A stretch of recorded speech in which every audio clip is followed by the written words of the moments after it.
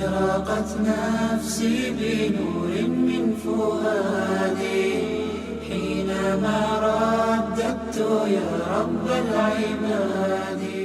Bismillah wassalatu wassalamu ala rasulillah sallallahu alaihi wasallam. Di kesempatan yang baik ini kita akan membukalah sedikit mata hati kita akan dakwah, akan seruan yang mulia ya, yaitu kepada Islam ini, karena dakwah ini adalah merupakan dasar atau fondasi manusia itu mengenal, memahami ajaran Islam.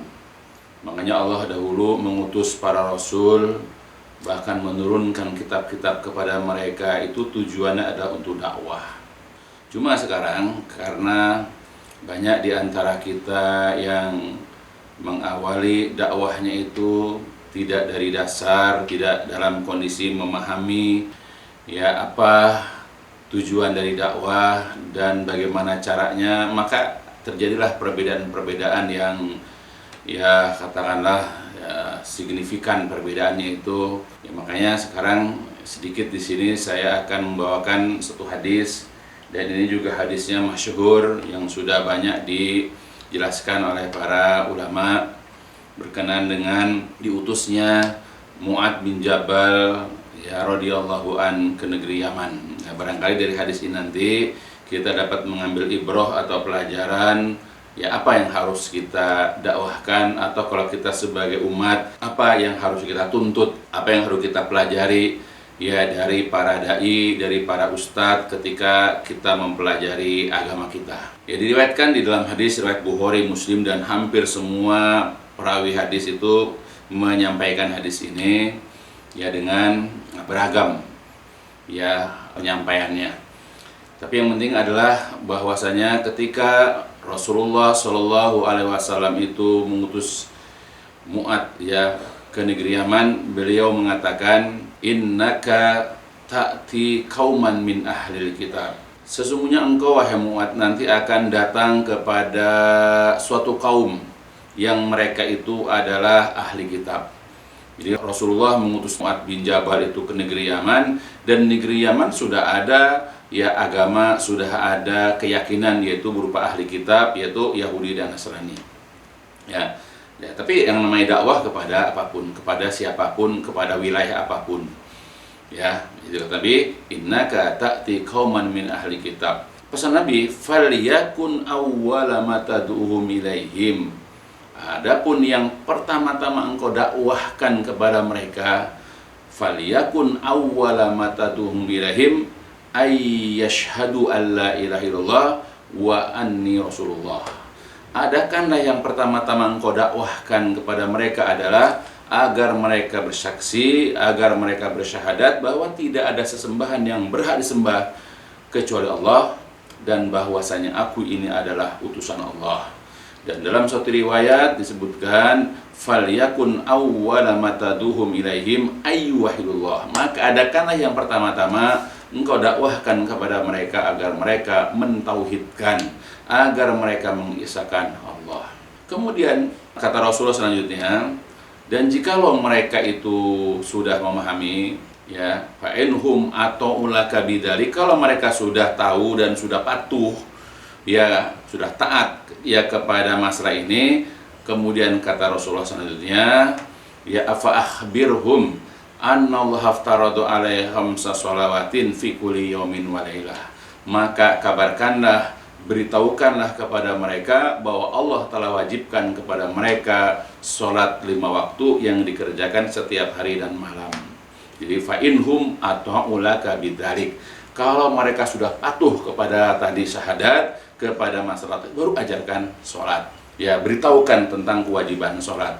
Kemudian fa inhum ata'ulaka bidzalik, kalau mereka juga sudah patuh kepada kamu dalam masalah sholat, fa'alimhum, dan beritahukan kepada mereka, ajarkan kepada mereka, anallahu aftaradu alaihim shadaqah, bahwa Allah telah wajibkan kepada mereka zakat. Tukhadu min agniyaihim, diambil dari orang kaya mereka, faturaddu fi fuqara'ihim, dan kemudian dikembalikan kepada orang-orang fakir mereka. Ya, jadi selanjutnya setelah seseorang itu atau mereka itu maksudnya sudah taat, sudah patuh kepada masalah zakat, kata Rasulullah, fa iyyaka wa karaima amwalihim, berhati-hatilah kamu terhadap kemuliaan harta mereka. Jangan gara-gara harta kemudian niatmu berubah dan kamu tidak ikhlas dan kamu mencari dunia di situ.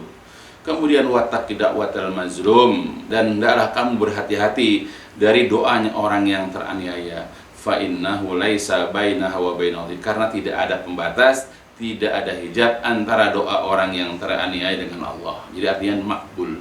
Jadi dalam urutan dakwah yang Nabi pesankan kepada Mu'adz bin Jabal adalah ketika diutus ke negeri Yaman, yang harus dilakukan oleh Mu'adz bin Jabal di negeri Yaman itu adalah agar orang-orang Yaman atau kemudian audien masyarakat yang di negeri Yaman itu hendaklah mereka itu supaya bertauhid, supaya mereka mengucapkan syahadat, supaya mereka bersaksi. Apa persaksian? Tidak ada sesembahan yang berhak disembah kecuali Allah, dan kemudian bahwa beliau adalah utusan Allah. Nah, inilah yang harusnya kita contoh dari nasihat atau merupakan pesan yang harus Nabi sampaikan kepada Mu'adz bin Jabal. Maka tanamkan dalam diri kita pada saat kita hendak mulai berdakwah, tanamkan kepada masyarakat agar mereka mampu bersaksi bahwa mereka bersyahadat tidak ada ilah yang berhak disembah kecuali Allah, dan bahwasanya Muhammad itu adalah utusan Allah. Atau dalam arti yang lain adalah agar mereka bertauhid. Jadi kita dakwah itu pentingkanlah masalah tauhid. Jadi jangan sepelekan masalah tauhid ini. Karena Rasulullah sendiri di dalam penjelasan para ulama kalau kita baca penjelasan hadis ini, mungkin suatu saat akan dijelaskan lebih lebar lagi. Syekh Muhammad bin Jamil Zainul telah menjelaskan penjelasan tentang hadis dari Mu'adz bin Jabal ini. Laqad 'allama Rasul sallallahu alaihi wasallam. Jadi sungguh-sungguh Rasul telah mengajarkan para sahabat ayyabada'u, untuk memulai dakwatahum, dakwah mereka linnas kepada manusia itu, yaitu dengan at-tauhid. Jadi Rasulullah telah mengajarkan kepada para sahabat agar memulai dakwah itu dengan tauhid, bukan dengan yang lain-lainnya. Tapi sayang kita ini tidak memulai dengan tauhid. Maka sehebat apapun sholatnya, kalau tauhidnya itu rusak, kalau tauhidnya itu kotor, nggak akan ada faedahnya sholatnya. Walaupun dia rajin bersedekah, walaupun dia haji berkali-kali, atau bahkan umroh setiap waktu, kalau tauhidnya nggak beres, nggak ada gunanya semuanya itu. Jadi ini pesan Rasulullah kepada para sahabat, bukan hanya Mu'adz bin Jabal, beberapa orang sahabat yang diutus oleh Rasulullah ke negeri-negeri yang diperintahkan untuk dakwah, selalu mengharapkan kepada para sahabat mendakwahkan kalimat la ilaha illallah Muhammad Rasulullah, atau kalimat tauhid. Faqala, maka berkatalah Rasulullah pada Mu'adz hinama arsalahu ila Yaman, ketika mengutus ke negeri Yaman, yaitu falyakun awwala mataduhum ilaihi ilaihi syahadatu alla ilallah wa fi riwayatin ila ayyuhillah, yaitu adakanlah yang pertama-tama engkau dakwahkan kepada mereka adalah syahadat la ilaha illallah, atau dalam suatu riwayat yaitu supaya mereka mentauhidkan dan mengesahkan Allah Subhanahu wa taala. Itu dakwah itu yang pertama-tama harus kita adakan, dan berlaku sampai hari kiamat. Ketika kita mulai dakwah kemanapun, kita berdakwah kepada siapapun, awali dengan tauhid. Tanamkan akidah tauhid, bahwa tempat meminta itu hanya Allah, ketundukan kepatuhan dalam ini hanya kepada Allah, dan seterusnya. Nah itu harus kita tanamkan pertama-tama kepada jamaah, kepada audien kita, kepada yang kita ngaji, tanamkan kalimat tauhid. Dan ini juga yang pernah disebutkan oleh seorang sahabat yang bernama Jundub bin Abdullah, radhiyallahu an. Kata beliau dalam hadis Ibnu Majah, kunna ma'an Nabi sallallahu alaihi wasallam wa nahnu fityatun hazawirah. Kami ini dahulu pernah bersama-sama Nabi sallallahu alaihi wasallam, sudah belajar, dan kami waktu itu fityatun, yaitu para pemuda yang hazawirah, yang remaja. kunna ta'allamnal imana qabla an nata'allamal Qur'an. Kami dahulu belajar tentang keimanan sebelum kami mempelajari Quran. Summa ta'allamnal Qur'an fazdatna bihi imanan. Kami dahulu belajar keimanan sebelum kami belajar Al-Quran.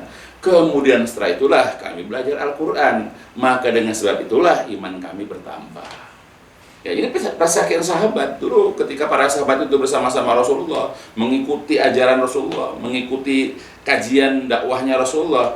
Nabi mengajarkan kepada mereka keimanan terlebih dahulu. Dibandingkan dari mempelajari macam-macam, apakah mempelajari Quran, mempelajari hadis, mempelajari fikih dan yang lain-lainnya. Nah, ketika iman sudah tertanam dalam diri, kemudian diajarkan Quran, iman bertambah. Makanya orang kalau andai kata belum memiliki iman yang baik, kemudian dia belajar ini, belajar itu, belajar Quran kah, belajar tafsir kah, belajar fikih kah, ya sulit iman bertambah. Yang ada nanti adalah keangkuhan, kesombongan, ya, atau perasaan ujub, ya, perasaan apalah, merasa sudah hebat, seperti itu. Dan akhirnya ilmu yang dipelajari itu tidak mendatangkan faedah. Tapi kalau orang itu memiliki iman terlebih dahulu, ketika ditanamkan keimanan kepada mereka, maka ketika sampai kepada satu ayat atau satu hadis akan memberikan faedah. Ya, kan sudah dikenal dalam Al-Qur'an, fadzakir fa inna dzikra tanfa'ul mu'minin, ya. Maka berikanlah teguran, berikanlah peringatan, karena sesungguhnya peringatan atau teguran itu bermanfaat buat orang-orang yang beriman. Jadi orang-orang yang sudah memiliki iman, ketika ditegur dengan ayat, ketika diperingatkan dengan hadis, ya akan mendatangkan faedah. Kalau itu berupa larangan, dia akan tinggalkan. Kalau itu berupa perintah, dia akan kerjakan. Tapi orang kalau belum memiliki iman, sulit. Yang ada adalah ketika ditegur, dia nggak terima. Karena dia udah merasa senior dalam ngaji. Nah, atau orang yang menyampaikan kepada dia teguran itu adalah orang yang junior, orang yang sangat muda gitu. Ya, makanya ayolah kita tanamkan kepada audien kita, kepada jamaah kita, atau kita sebagai jamaah atau sebagai audien, belajarlah tauhid terlebih dahulu. Sebagaimana yang Nabi pesankan kepada Mu'adz bin Jabal, dan juga sebagaimana persaksian seorang sahabat yang bernama Jundub bin Abdullah. Dan ini juga yang telah Rasulullah lakukan, yang telah Rasul amalkan. Sebagaimana di dalam suatu hadis, ya, dari Al-Haris bin Haris Al-Ghamidi, qultu li abi. Jadi kata Al-Haris bin Haris, aku pernah berkata kepada ayahku, wa nahnu, sedangkan kami waktu itu berada di Mina. Terus kata Al-Haris, ma hadhil jamaah, itu kumpulan apa? Ya, ma hadal jamaah. Itu ketika datang ke Mina, sedang ada kelompok apa itu? Qala, berkata ayahnya, haula'il qaum qad istama'u ala sabi ilahum. Mereka itu adalah orang-orang, mereka adalah kaum yang sedang berkumpul di atas berhala yang mereka miliki. Ya, jadi di Mina itu ada berhala-berhala yang disembah oleh orang-orang situ. Kemudian qala, berkata lagi Al-Haris, fanazalna, lalu kamu pun singgah, wa fi riwayatin, di dalam satu riwayat, fatasyarafna, lalu kami naik bukit. Faidah Rasulullah, ketika itu tiba-tiba ada Rasulullah Sallallahu Alaihi Wasallam yad'un nas, sedang mendakwahi, sedang menyeru an-nas, manusia, ila tauhidillah, kepada tauhid Allah, kepada mengesahkan Allah, wal iman, dan beriman bihi, kepadanya. Nah, jadi Haris bin Al-Haris melihat di situ ada Rasulullah, ya, ketika dari Mina naik sedikit ke atas bukit, melihat Rasulullah sedang mendakwahi manusia kepada tauhid dan iman kepada Allah. Kemudian wahum yarudduna alaihi, sedangkan orang-orang saat itu yang didakwahi menolak dakwah Rasulullah, bahkan wayudunahu, dan kemudian bahkan mengganggunya, hatan tasofa an-nahar, sampai kepada pertengahan siang, wa tasadda anhunnas, dan orang-orang pun bubar. Jadi ini juga persaksian seorang sahabat, Al-Haris bin Haris Al-Ghamidi. Dia pernah menyaksikan Rasulullah ketika berada di Mina itu sedang mendakwahi manusia, sedang menyeru manusia itu kepada mentauhidkan Allah dan kepada mengimaninya. Nah, makanya ayolah, sebagaimana yang pernah dicontohkan oleh Rasulullah, yang disaksikan oleh Haris bin Haris, atau persaksian Jundub bin Abdullah, atau pesan Rasulullah kepada Mu'adz bin Jabal dan kepada sahabat-sahabat yang lain, bahwa dakwah itu sebaiknya diawali dengan tauhid terlebih dahulu. Tanamkan akidah tauhid yang baik. Insya Allah dengan tauhid yang baik akan tumbuh keimanan. dengan adanya keimanan di dalam hati, insya Allah setiap ayat, setiap hadis, nasihat-nasihat yang dibawakan oleh Allah Rasul ataupun para sahabat akan mendatangkan faidah yang sangat besar. Ya, maka jangan kita mengabaikan. Ya, kelihatan sepele dalam dakwah, tetapi faidahnya sangat besar. Yang pertama, karena kita mencontoh Rasulullah, karena kita menjalani ya apa yang Rasul perintahkan dulu kepada sahabat. Yang kedua, mencontoh Rasul karena beliau juga berdakwah begitu. Bahkan kalau kita baca sirah Nabi itu selama 13 tahun pertama dakwah di kota Mekah, ya adalah mendakwahi tauhid. Ya, baru kemudian setelah 10 tahun menjelang hijrah beliau 3 tahun baru ada perintah sholat. Jadi awal dakwah selama 10 tahun full itu ada dakwah tauhid. Ya, itu sudah dijelaskan dalam kitab sirah dan sudah dijelaskan juga oleh para ulama dalam kitab-kitab tauhid. Ya, jadi jangan sekali kita menyampaikan jangan menyepelekannya. Makanya kita berusaha minimal mencontoh Rasulullah. Adapun nanti hasilnya itu adalah urusan Allah. Tapi insya Allah Allah akan membantu kita. Seperti kata Allah, in tansurullah yansurkum. Jika kalau kalian menolong Allah, menolong menegakkan agama Allah, yansurkum, Allah akan tolong kalian. Ya udah, yang penting kita dakwah, mengajak umat ini ya untuk mentauhidkannya, untuk mengimaninya. Adapun hasilnya nanti biarkan Allah yang berperan di sini. Biarkan Allah nanti yang bantu kita.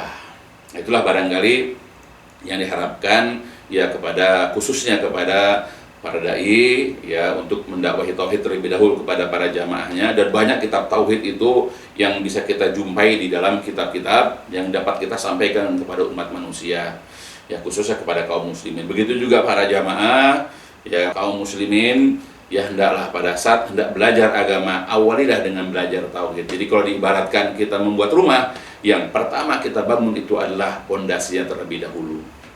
Maka pada saat kita hendak belajar agama kita, maka hendaklah pondasi keimanan, pondasi tauhid jugalah yang terlebih dahulu, sehingga kita menjadi kuat, sehingga menjadi kokoh dalam kehidupan kita sehari-hari.